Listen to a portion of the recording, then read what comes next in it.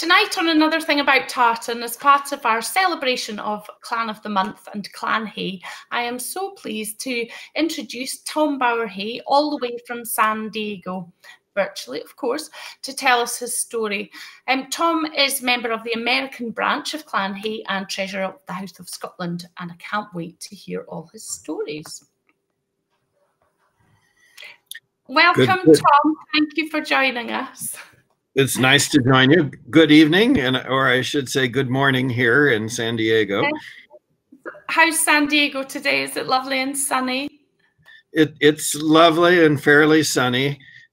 We do unfortunately have one of those California fires burning not far away, so we're getting a little smoke from that, but we're a bit more fortunate down in the southern part of the state that the fires are not as bad as they are up in the northern part. So yeah, scary. No, well, it's not too bad in Scotland today. We're having good harvest weather for September, so it's quite nice. Fresh mornings. It feels a bit autumnal, but it's quite nice. So tell us then, Tom, all about the House of Scotland, because I can see from the website it's a physical cottage and it's your cultural organisation, and that you're set in Balboa Park in San Diego. So tell us all about your purpose and what you get up to there. Sure, I'd love to talk about House of Scotland. It's a small organization.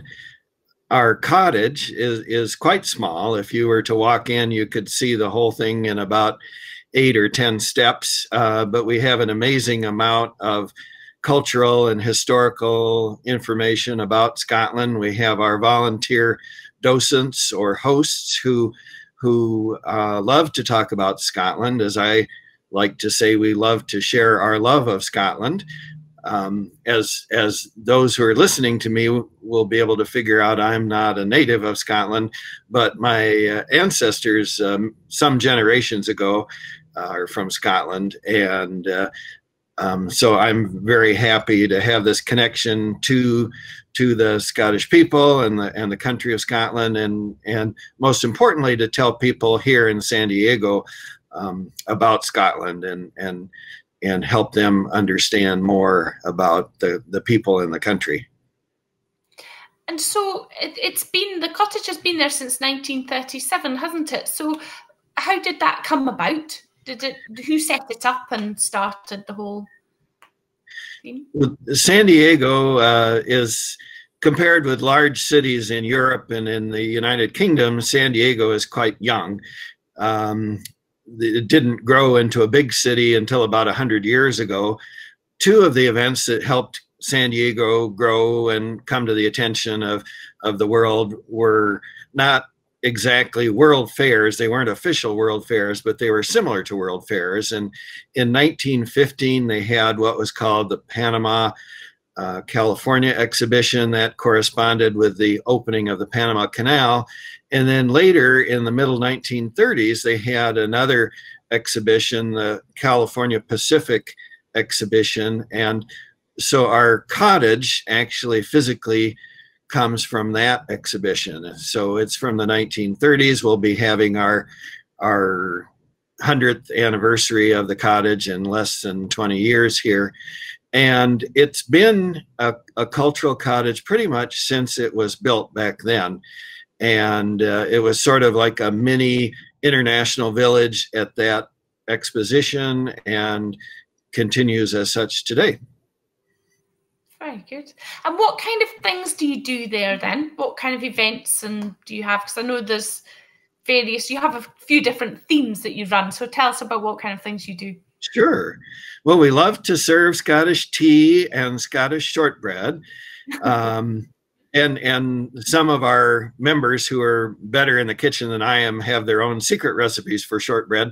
I purchased the shortbread, although it is real Scottish shortbread, and we like to pass out the shortbread and some lemonade and some tea and talk about Scotland. People come in from all over the United States. San Diego is quite a destination for tourists, and so we have visitors from all over the United States and internationally, a lot of visitors from all continents of the world. And we have display boards, and we have a lot of displays. We have a kilt, of course, and we have a set of bagpipes behind a display case, and we have a Scottish sword, a reproduction of one of the old claymore swords, and so forth. And so we have a little of this and a little of that, and we host the people. So our main function is really to keep the cottage open up until the current events, of course, and it's been closed since March,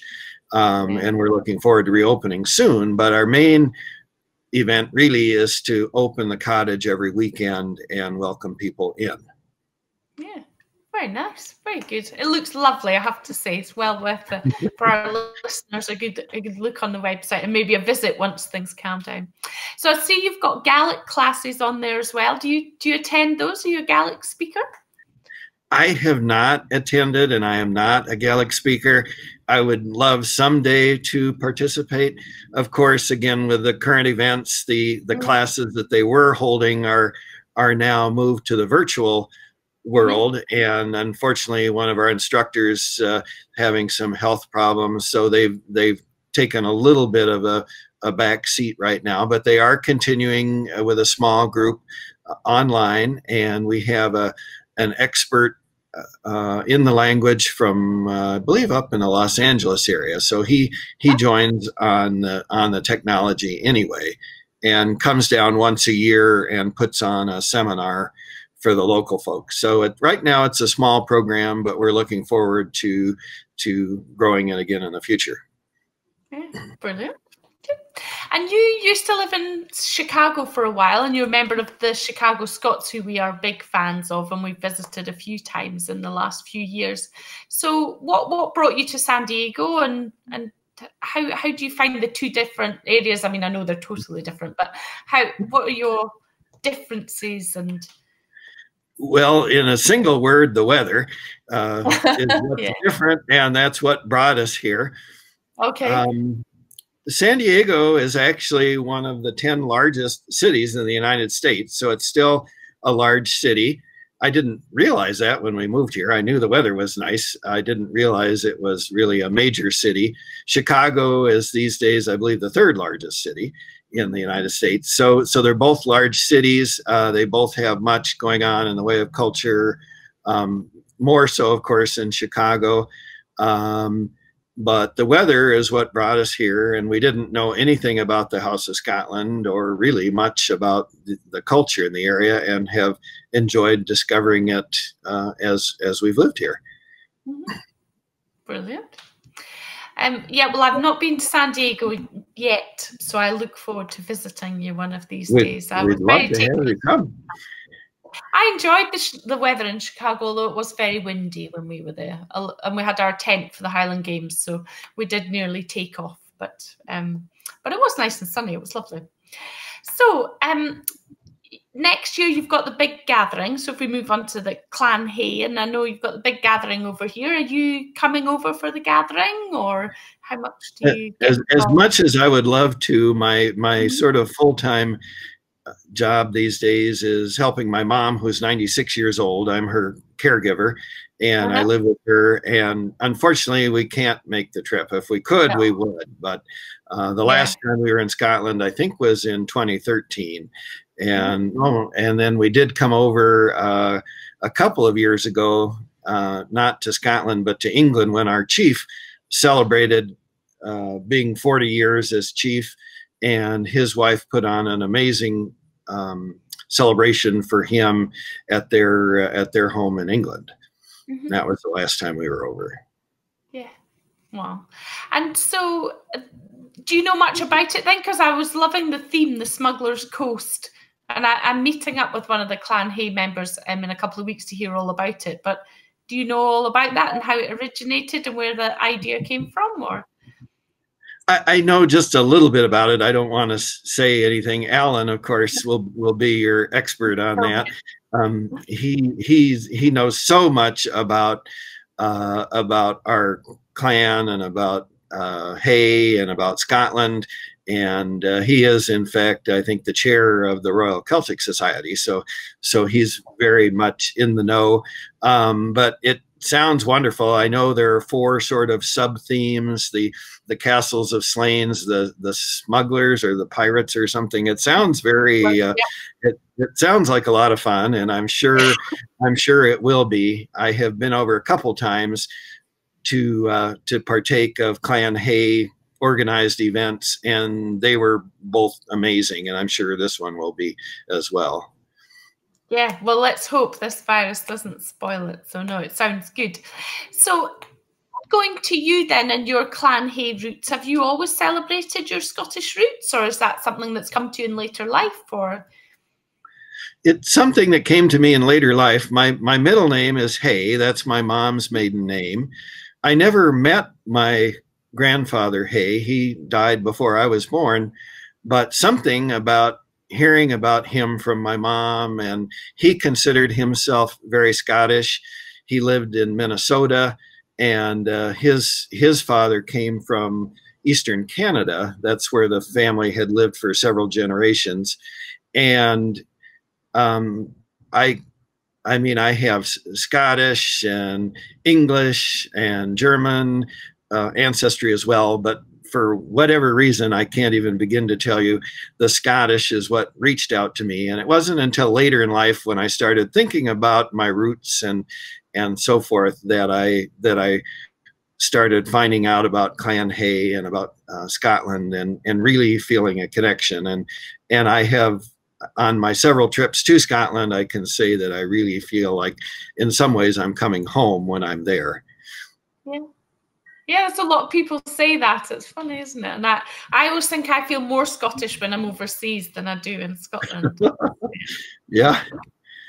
So have you then, there's lots of different Highland games and things in and around the California area. So do you go to those? Do you help out on the Clan Hay tent? We do have 2 Clan Hay tents in the San Diego area. Because of my mom, I'm not able to travel anymore really outside of San Diego, but there's a very nice, it's the San Diego Scottish Highland Games, I think is the name of it. It's held up in the north part of San Diego County in Vista. And so it's about a half an hour to 40-minute drive north of San Diego, but it's a wonderful games. It's in a park. It has by far the nicest sheep herding event and I've been to dozens of Scottish games over the years, and many of them have herding events of one kind or another. And this one, I mean, they really nailed the herding. They've got it on the side of a hill. They've got these fences. They have a whole fleet of sheep over on the other side of the hill, and they bring them over in small groups, and the dogs, of course, are chasing them. And they have fences, and the sheep will jump over the fence and go off in the wrong direction. It's a lot of fun.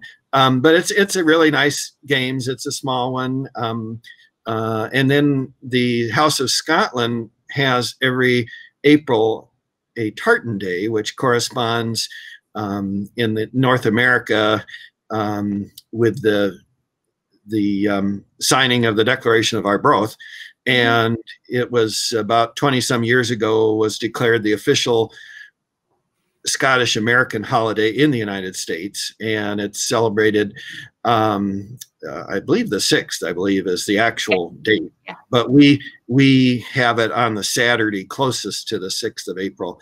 And it's like a little mini Scottish Highland Festival. No athletics, but we have some clan tents. We have some vendors and things like that. So it's a fun, very small event right there in Balboa Park. So those are the 2 hay tents that I am able to help with. Yeah, keep you busy. Good. Oh yes. There is a real trend just now for exploring your roots and looking back into your history. And do you think, is that helping then things like the Clan Hay Society and Scotland House? Or is that helping you to build these things?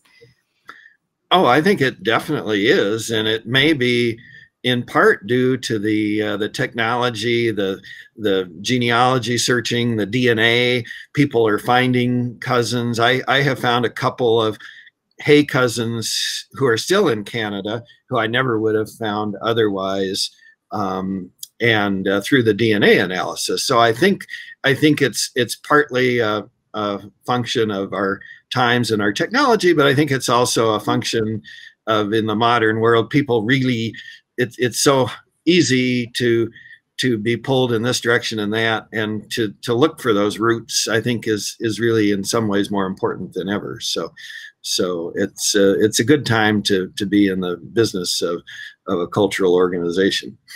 Yeah. Yeah, no, it's good. So when you come to Scotland, then you said before that it felt like you were coming home. So where have you been then when you've been over, and what do you like doing? What kind of foods do you like to eat? And well, on my very first trip, I was not a vegetarian, so I did have some real haggis. On my more recent trips, now that I am a vegetarian, I was happy to discover that almost every place in Scotland that has regular haggis also has vegetarian haggis. So it's fun. It's fun to sit there and have some haggis and of course a wee dram, of course, or two. And but I love I usually go to the Aberdeenshire and Perth and that area because that's where a lot of the Clan Hay events are.